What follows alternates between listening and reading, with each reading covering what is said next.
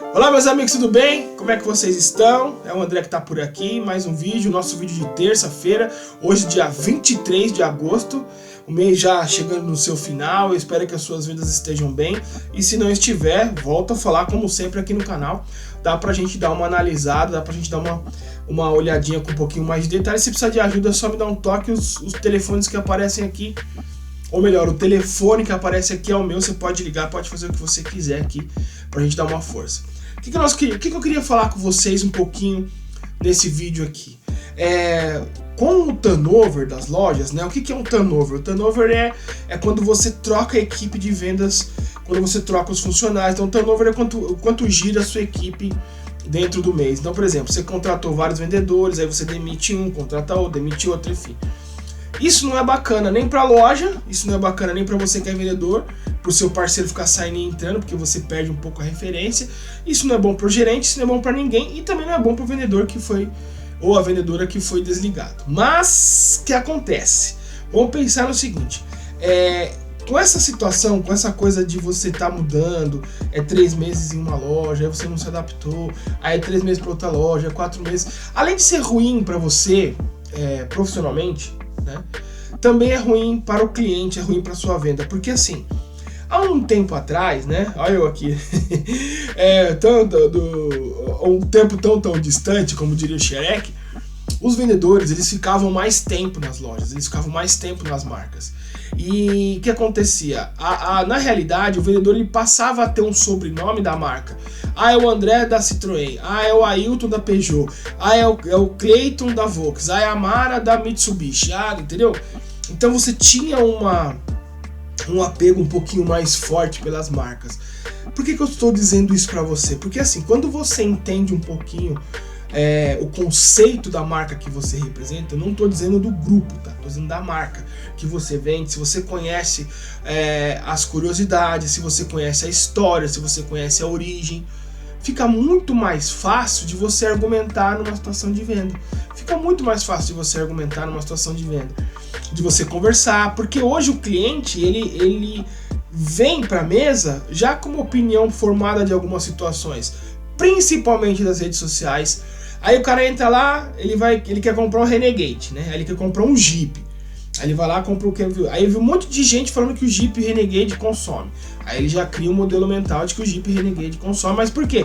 Porque ele viu nas redes sociais, ele viu que o pessoal tá falando que o Jeep Renegade consome combustível, entendeu?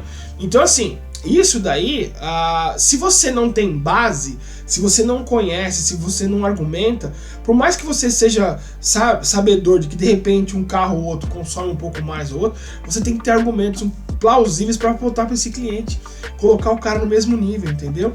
Então assim, são essas situações que às vezes quando você muda de loja com uma frequência maior, você não consegue captar, ou tem que captar isso de uma forma muito mais rápida.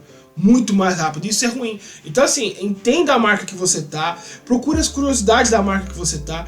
Geralmente nos treinamentos que as montadoras fazem, existe aquela parte de bem-vindo à marca, de introdução, para você saber a origem, porque parecem informações bestas, mas é legal você ter o brilho nos olhos quando você fala de uma marca sua, de um carro que você representa, de uma situação que você acredita, né?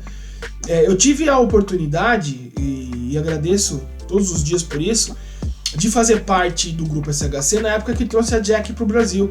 Então quando você tá envolvido em trazer uma marca, você pensa o seguinte, eu andei com o carro antes de todo mundo andar com o carro pra gente poder fazer algumas sugestões de adaptação. Você imagina, eu, André, que era entregador em 93, chega um certo momento eu tô andando com um carro onde as pessoas vão me perguntar o que eu acho para mudar no carro, juntar com outras informações de outras pessoas para poder modificar um carro que vem da China para cá, para o mercado brasileiro. Olha isso que bacana. Então assim, você tem que ter essa ligação com as coisas, né? Eu não tô falando isso porque é Jack, não tô falando isso porque qualquer marca. Então você sabe as peças que estão sendo empregadas, você sabe os sistemas que estão sendo usados. Não existe marca ruim, não existe carro ruim, existe carro que não tem mercado brasileiro, né? Então você precisa entender um pouquinho mais das marcas, algumas coisas. Dá uns exemplos para vocês aqui, assim, coisas que eu vivi. Por exemplo, quando eu tava na Citroën, né, eu tive uma vez numa loja no Rio, em Resende, né, e lá na loja tinha uma Citroën Picasso, né? Uma Citroën Xara Picasso.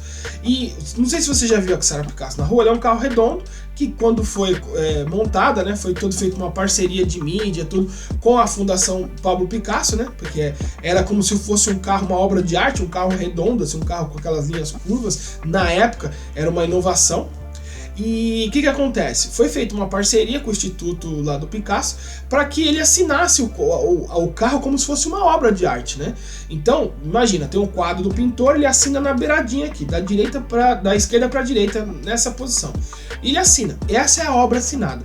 Quando a Citroën, quando eles fizeram essa, se eu não me engano, foi até com a neta dele, a neta ou bisneta dele, que tomou a frente dessa negociação. Por quê? Porque para a Citroën ela queria o nome Picasso no carro, para o público, o consumidor poder olhar. Do outro lado, né, então você está falando do lado do motorista, do lado do passageiro, tinha que estar o nome também, né, porque a pessoa veio de um lado, veio do outro. Só que o outro lado, se fosse usar mesmo o critério da assinatura, ela ficaria ao contrário. E a fundação não queria, porque ele não assina um quadro de trás para frente, né. Não daria certo isso. Então o que aconteceu?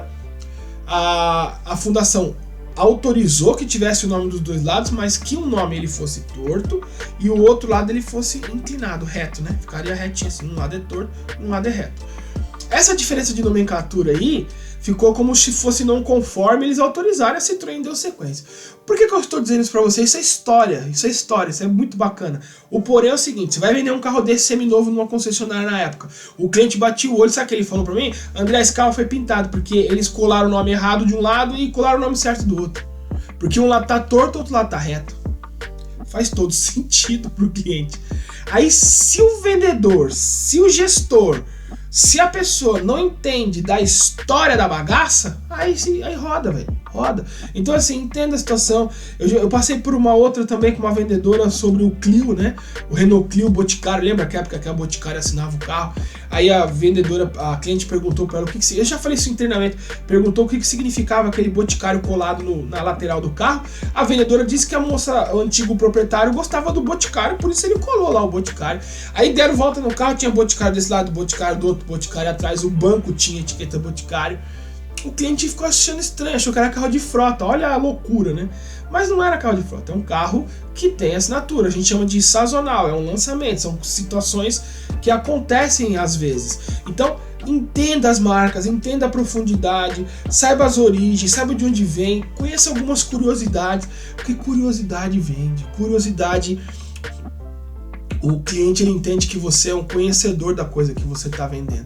E quando você é um conhecedor da situação que você está vendendo, mesmo com objeções ridículas, porque tem objeções que são ridículas, você não bate de frente, porque dentro da negociação, um dos primórdios é você não bater de frente com o cliente, ou seja, você não vai fazer um embate, você tem que usar as palavrinhas mágicas, né? Qual que são? Você já sabe de cor salteado. Entendo e compreendo. Ah, compreendo, o senhor entende. Ah, entendo perfeitamente. Então, é assim que funciona. Tenta conhecer o máximo possível da marca que você está vendendo. Tenta conhecer o máximo possível da situação que você está representando, para você poder ter argumentos plausíveis, para você ter argumentos reais. E outra, hein? Não adianta falar besteira, porque o cara vai no Google hoje e vai pesquisar. Como eu tô vendo, como eu sei que vocês vão pesquisar agora, a história dos nomes. E pode pesquisar, é certeza. Eu não falo mentira, eu falo as coisas corretas aqui, eu falo as coisas certas. Sacanagem, eu vou entrar aqui no vídeo e mentir pra você, pelo amor de Deus. Então assim, conhecimento é poder. Conhecimento é poder. Desde que você consiga usar esse conhecimento a teu favor, tá bom? Gente, um ótimo final de mês pra vocês aí, qualquer coisa me dá um toque, tamo junto. Esse mês, no final do mês, dias 29, 30 e 31, nós vamos fazer nosso workshop, o vendedor Top Gun, gratuito na internet, à noite, tá? À noite, são 3 dias das 6 às 8, eu acho, né? Das 7 às 8, alguma coisa assim. Não, minto, das 8 às 9, ó, viajando. Faz sua inscrição, ela é gratuita, você participa e ainda recebe o material, tá ok? Show de bola, um abraço.